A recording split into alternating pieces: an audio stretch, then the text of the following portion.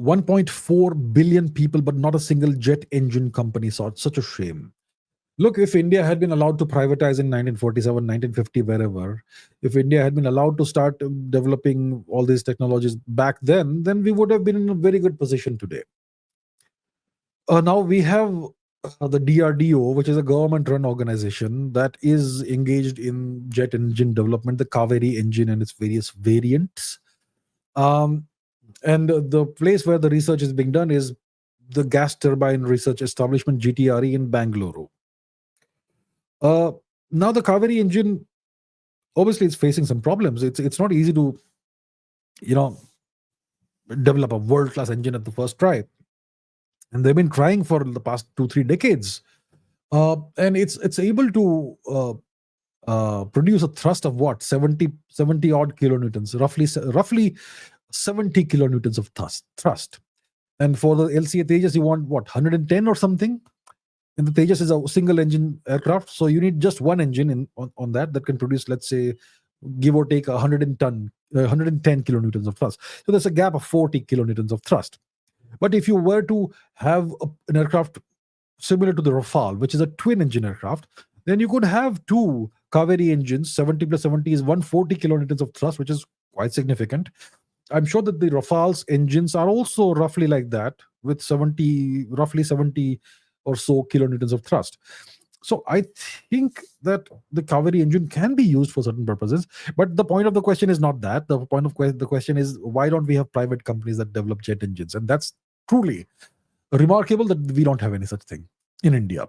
Well, in the US, we have private companies. In the UK, you have Rolls-Royce and so on and so forth. In France, you had Safran, which used to be called Snecma. The Russians have their own things and all, and we don't. So it's truly a shame. We should allow private industry should have been allowed back in the day to start, developing, doing the R&D for all these things. But we never allowed that. The government was all about centralized control and socialism. And that's how we have ended up in this situation. Jet engine development takes decades. And we are at a reasonable position. Maybe, so that's the situation we are in right now. So what's the solution? In my opinion, the solution is to simply buy, beg, borrow, or steal technology. The Chinese are great at stealing. I don't blame them for that. Geopolitics is all about winning, okay? It's not about how you win, but the fact that you win. So we know that they've been acquiring technology through certain means, hacking and all that. Yeah. So that's stealing. Otherwise, you buy, beg, or borrow. You can't borrow technology. You can't beg technology. You have to buy it. So we should either probably do a deal with the French. It will be very expensive. It will cost an arm and a leg. But as long as we get full technology transfer of a proper high quality jet engine, then we can start iterating on that and develop, expanding on that and making various variants of that.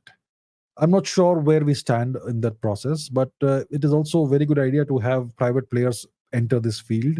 Jet engine technology is very difficult because the turbine blades need to withstand incredibly high temperatures and pressures, at which typically metal becomes soup.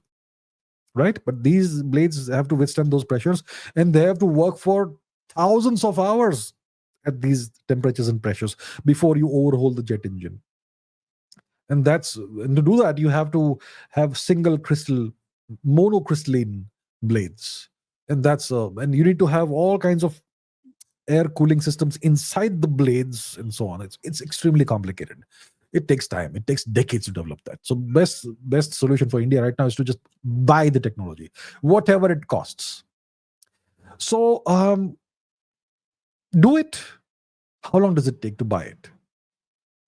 Just ask the price and pay it. I mean, it's not like we don't have money.